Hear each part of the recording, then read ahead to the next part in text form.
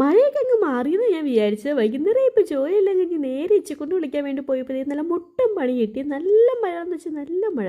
മഴ മാറിയതിൻ്റെ വെറും തോന്നൽ മാത്രമായിരുന്നു. എന്നിട്ട് വണ്ടി വഴിയിൽ നിർത്തി കോട്ടൊക്കെ ഇട്ട് പോകേണ്ട അവസ്ഥ വന്നു. ഇച്ചിക്കുട്ടിനെ അങ്കണവാടി ചെന്നിട്ട് ഇച്ചിക്കുട്ടിനെ വിളിക്കാൻ വേണ്ടി നിന്നപ്പോൾ അവരെന്നെ മൈൻഡ് പോലും ചെയ്യല്ല. അവന് വേറെ ഏതോ ലോകത്ത് നിൽക്കുന്നുണ്ട് അവിടെ. ഉച്ച വേറൊന്നും കൊണ്ടല്ല അങ്ങനെ നിന്നത്. അവനൊന്നും ഉച്ചയ്ക്കൊന്നും ഉറങ്ങിയിട്ടില്ല. അതിൻ്റെ ശീലമാണ്. അതിൻ്റെ മുഖത്ത് മൊത്തം കാണുന്നത്. ഒരു ആക്റ്റീവ് ഇല്ലാണ്ട് വെറുതെ നിൽക്കുന്നുണ്ട്. ഒന്ന് എടുത്താൽ ഒന്ന് തോളത്തിട്ട് ആട്ടി അപ്പം ഉറങ്ങി പോകുന്നു പറഞ്ഞാണ്. പക്ഷെ ഞാൻ വിടുവോ വേണ്ടാന്നും പറഞ്ഞാൽ പിടിച്ചവൻ നിർത്തിയേക്കും. പക്ഷേ അങ്ങനെയുള്ള കാര്യങ്ങൾ വണ്ടി കയറി വണ്ടി സ്റ്റാർട്ടാക്കാൻ നോക്കിയിരിക്കും ഇച്ചിക്കൂട്ടനെന്ന് ഉറങ്ങാൻ വേണ്ടി. കാറ്റൊന്ന് സൈഡിൽ കൂടെ പോയാൽ മതി, അവത്തേക്ക് അവൻ ഫ്ലാറ്റാവും. അത് അങ്ങനെ നടക്കുമെന്ന് എനിക്കറിയാം. അങ്ങനെ വീട്ടിലെത്തി കോട്ടും സൂട്ടൊക്കെ ഊരി പറക്കി എടുത്ത് വെച്ചതിന് ശേഷം പിന്നെ നേരെ അകത്തേട്ട്. ഞാൻ പറഞ്ഞില്ലേ അവസ്ഥ തെറ്റിയിട്ടൊന്നുമില്ല. അവൻ ദേ ഫ്ലാറ്റായി. അവൻ നല്ല ഉറക്കമായിരുന്നു. ഇപ്പോൾ 2 ദിവസമായിട്ട് അംഗനവാടി പോയിട്ട് ചെറുക്കനിച്ച് കള്ളത്തരാണ്. എന്ത് ചെയ്ത് ഉച്ചയ്ക്ക് കിടന്ന് ഉറങ്ങുന്നില്ലെന്ന് ഞാൻ വരാൻ വേണ്ടി നോക്കിയിരിക്കും വണ്ടിയുടെ കാറ്റ് കൊണ്ട് ഉറങ്ങാൻ വേണ്ടത്. അങ്ങനെ തന്നെ പിന്നെ ഞാൻ എടുത്ത് കൊണ്ടേ കടലൊക്കെ എടുത്ത് ആൾ ഭയങ്കര ഉറക്കം. എന്നാൽ പിന്നെ ആ സമയം കൊണ്ട് അവൻ എന്നേക്കിനേക്കാളും മുന്നേ ഒന്ന് എല്ലാം തൂത്തുവാരി എല്ലാം പണിയൊക്കെ ഒന്ന് പെട്ടെന്ന് കഴിച്ച് ഫസ്റ്റ് മെയിനായിട്ട് എനിക്ക് കുളിച്ചൊന്ന് സെറ്റ് ആവണം. അതുപോലെ തന്നെ കുളിച്ചെല്ലാം സെറ്റായി ഇറങ്ങിയിട്ടുണ്ട്. അല്ലെങ്കിൽ അവനെ വെച്ച് കുളിക്കാൻ നിന്ന് കഴിഞ്ഞാൽ ഭയങ്കര പാടാ. അവനാണ് ഞാൻ കുളിക്കാൻ പോകുമ്പോഴത്തേക്കും കരച്ചിലൊടുങ്ങും. അവൻ തന്നെ നിൽക്കാൻ പറ്റത്തില്ലെന്നും പറഞ്ഞുകൊണ്ട് അങ്ങനെ കുളിയെന്ന് ഉദ്ദേശിച്ചാൽ മേലുകരകളാണ്. രാവിലെ കുളിയെല്ലാം കഴിഞ്ഞിട്ട് പോയി. അപ്പോൾ നേരെ ഒന്ന് ഫ്രഷൊക്കെ ആയി. അത് കഴിഞ്ഞിട്ട് പിന്നെ ഞാൻ ചായയൊക്കെ വെച്ച് എല്ലാം റെഡിയാക്കി.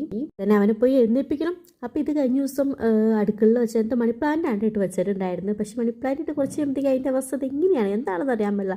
ഇത് കഴിഞ്ഞ ദിവസം കിച്ചോട്ടൻ ഈ ഒരു ചെടീൻ്റെ പേരൊന്നും എനിക്കറിയാൻ പാടില്ല കേട്ടോ. അപ്പോൾ അത് കിച്ചോട്ടൻ 1-2 കമ്പൊക്കെ ഇട്ട് സെറ്റ് ചെയ്ത് വെച്ചിട്ടുണ്ട്. ആഹാ ഞാൻ കണ്ടപ്പോൾ എനിക്ക് ഭയങ്കര ഇഷ്ടമായി. എന്നാൽ പിന്നെ അപ്പുറയും കൂടി ഒരു ടിന്ന് ഇരിക്കണ്ടായിരുന്നു. ടിന്നല്ല ഒരു കപ്പ് ഇരിക്കുന്നുണ്ട്. അപ്പം അതിലും കൂടി ഇട്ട് വെച്ചാൽ എന്താണെന്നൊരു തോന്നൽ. എന്നാൽ പിന്നെ അതിലും അങ്ങ് ഇടാമെന്ന് വിചാരിച്ച് ഞാൻ പറ്റിയ നല്ല പീസൊക്കെ നോക്കി വെട്ടി എടുത്ത് വെക്കുന്നുണ്ട്. പീസ് എന്നും നമുക്ക് മെയിൻ ആണല്ലോ.